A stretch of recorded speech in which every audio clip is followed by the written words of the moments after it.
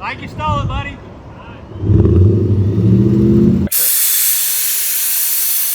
But when I installed this, I had some trouble with it. It's been a while since I've done a dump trailer video, but that's okay. It's all gonna be worth it because I got some big news. I got a partnership you guys are gonna wanna hear about.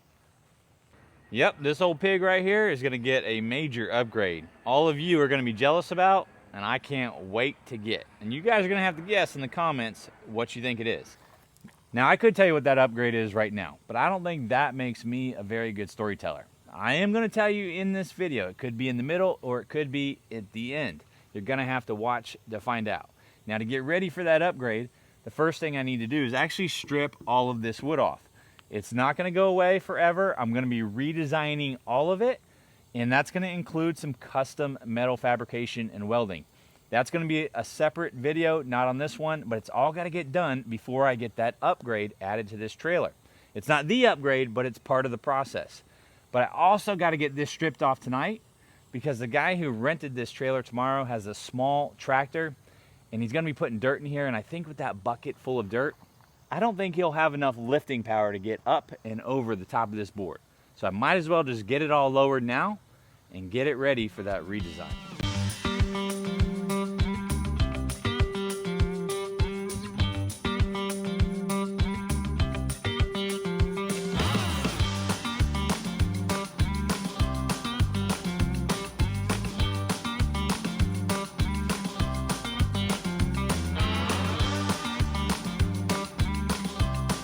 This is not the redesigned sidewall I was talking about. This is for temporary purposes only, literally only for tomorrow's rental. If you guys have watched my dump trailer videos, you know I stress the importance of putting wood above your metal sidewalls. Remember, this is for protection. It's a sacrificial piece of material. I don't care how good of an operator this guy is, but when he comes over the side and that bucket is full of dirt and heavy, one little miss on the downstroke and that whole thing will come slamming down and potentially dent or damage my sidewall. But if I have this here, it's gonna take the blow.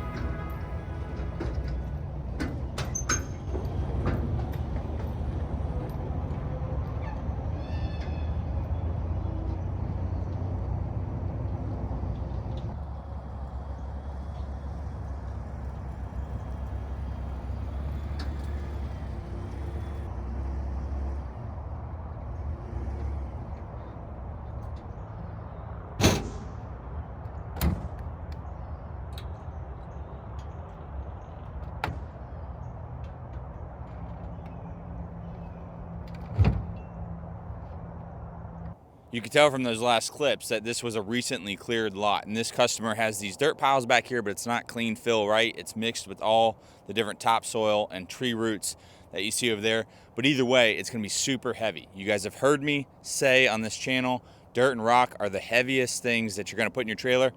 And this customer needs to know that he cannot load this trailer fully, otherwise I'm gonna be in a mess, potentially risk damaging my trailer. Now there's another pro tip, which is why I stopped right here, I wanna share with you. Remember, everything we've just pulled on here, this is recently disturbed soil. It's not hard pack, it hasn't been rained on for years. I'm just pulling in here with an empty trailer.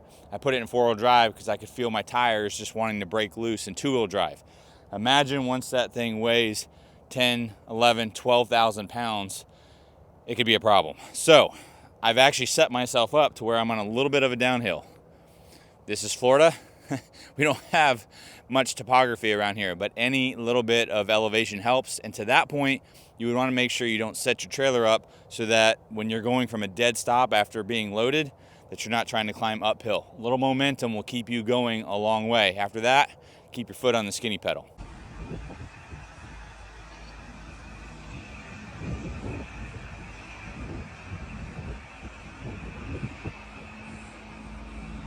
Okay, time out. Let me provide some context to what you just saw and what you're going to see. It probably didn't look like I was stuck on that prior clip, but if you look closely, look at the dirt behind my tires. It's wavy. That's because I was getting wheel hop and I just didn't want to break an axle. Okay, it's a lot of weight I'm towing. I just didn't think it was worth the risk. And I didn't want to get the truck stuck to where it was harder to get out. So I took a static strap that I had with me, and we hooked it up to to the customer's tow vehicle, and we started to come around this tree, and we were making progress. And obviously you can see here, I ended up getting stuck pretty good. It was at that point I knew that I was going to need to snatch the vehicle to get it up and out of the hole. So what you're looking at here is actually my 30-foot Factor 55 kinetic rope. I'll put a link in the description. If you don't know what a kinetic rope is, it's kind of like a rubber band. It is far, far safer than a static tow strap. Don't use those for snatching. It's also far, far more effective. And it's kind of like I told the customer, I said, this is like football, okay? If you got a 250 or 300 pound lineman and you weigh 150 pounds, you got to hit him to get him moving. Well, this rope will store all that energy so it's not a violent impact and it doesn't cause damage to either vehicle. It's really amazing. If you've never experienced it, you just have to take my word for it. I've done it more times than I can count.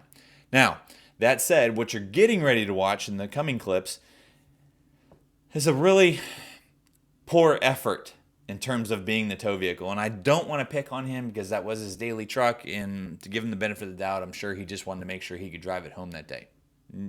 No problem. I'm with you. But you'll see me trying to encourage him, and we just couldn't get what we needed out of the tower.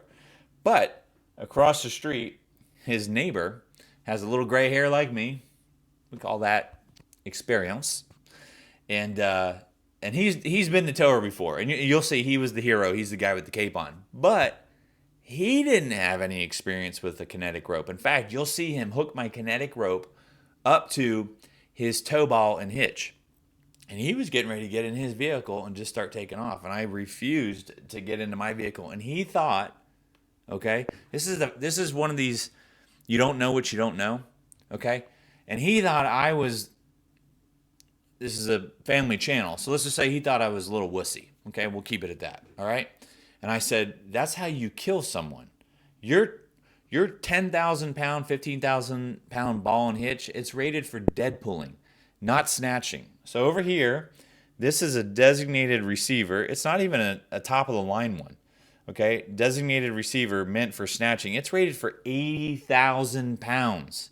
And they get much heavier than that, okay? That's the difference. I had this on me, and so I actually made him, you'll see it here in a minute, I made him take his tow ball and hitch out and put this in there.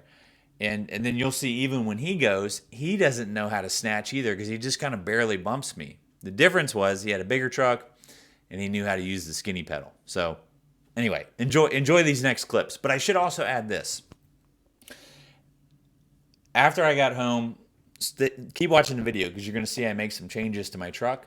I did 10 more pulls through the sand, towing, 5 tons of dirt plus the weight of the trailer. Never once more did I get stuck. The old F-150 put in some work.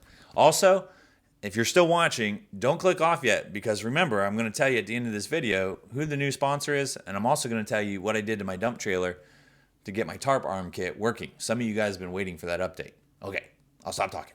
Let's watch the video. It's fun.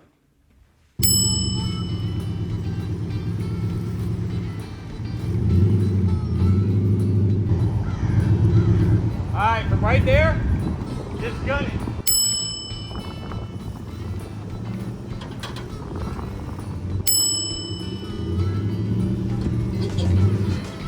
If you're willing to hammer it, it'll go.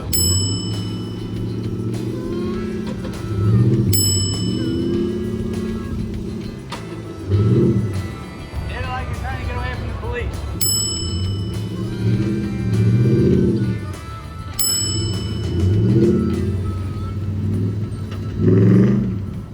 Like you stole it, buddy.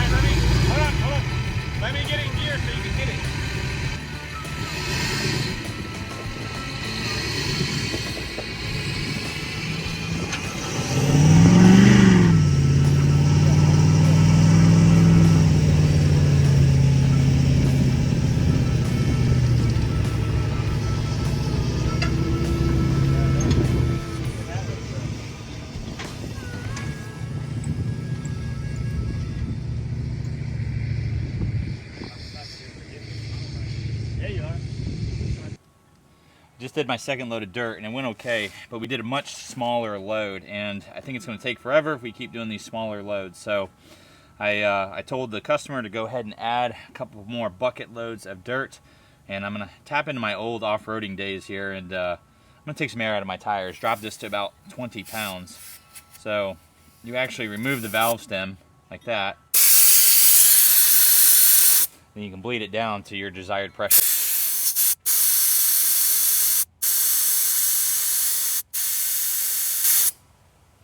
Okay, now I'm only going to drop down to 20 pounds. That's going to give me a lot bigger contact patch and more traction.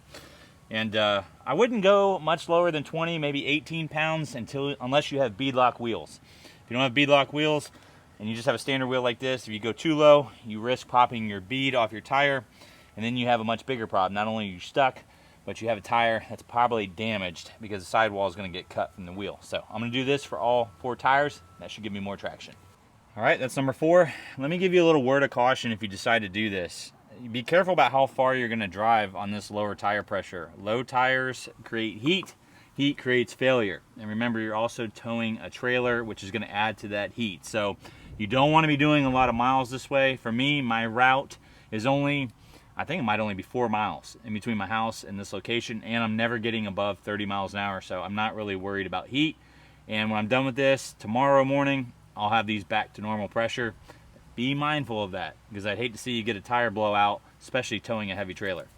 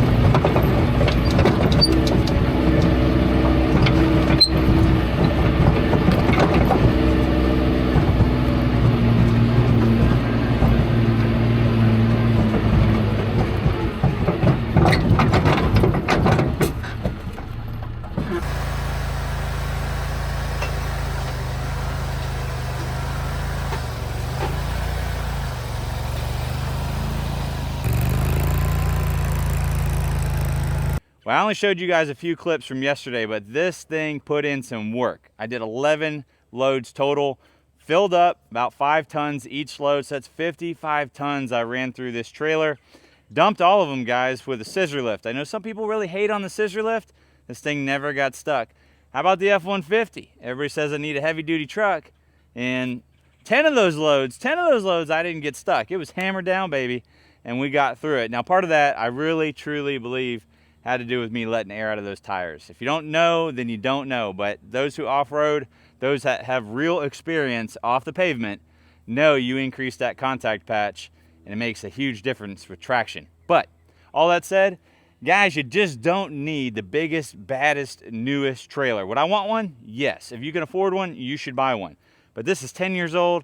It's a scissor lift, which is obviously not the best technology being, compared to the telescopic trailer.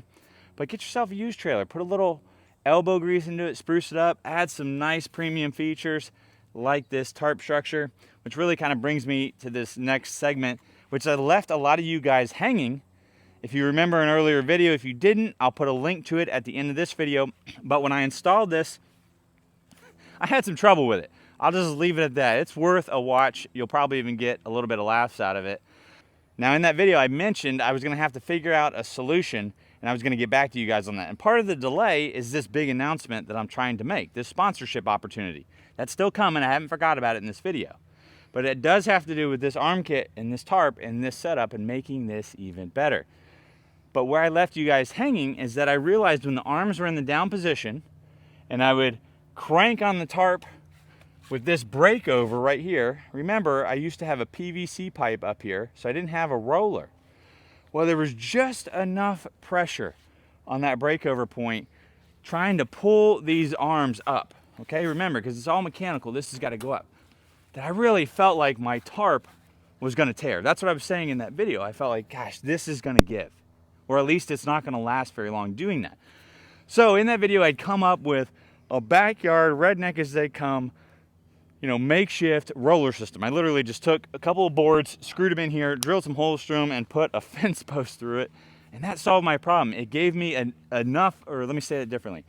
It reduced the friction enough that when I would crank it up, the makeshift roller, would allow this to come up. And I actually used it like that, renting and everything. I used it like that for a couple of weeks while I still figured out my plan.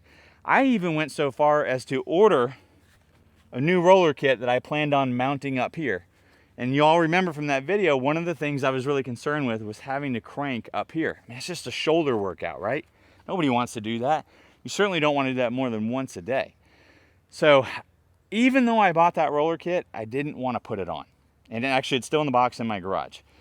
But I went back to this design, which is one of the solutions that I came up with that I actually didn't like initially. And I said, you know what, for the cost, let me just go ahead and try it. So I ordered these. I think they were around 30 bucks each. There's 2 of them. They're 3 foot tall. And I put those on there, and I put it up here with this little makeshift. Again, all of this is still makeshift, and that's part of the announcement that's coming. But what you can see is the piece of wood that I have up here. It's just a 2x4 where I ripped a 45. And the idea was that when I put these rollers on here, it would get them out front of the trailer a little bit, and it would reduce the friction of the tarp coming over this metal piece here. Well, the combination of that was actually effective and did improve even from my makeshift roller. This thing actually rolls pretty easily. Let's try it.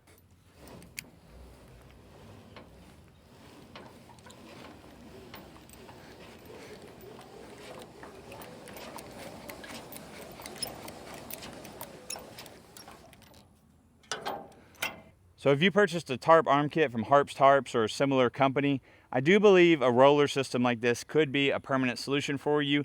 The only reason why I'm not going to stay with it is because I have something much nicer coming my way. The one thing I would recommend and I would do differently is I wouldn't do this out of wood. If you know how to fabricate, which if this were my trailer, I would just cut a piece of tube steel and I'd actually weld it on an angle, maybe even get this roller further out here. I would do something custom and nice. So if you don't have the ability to do that, it might be worth spending a couple bucks to go to a machine shop and have them make you some brackets. But if you don't care, just get some pressure treated wood and just replace it every once in a while. I mean, all that was a 45-degree cut with a circular saw. Nothing complicated. You guys can do that too.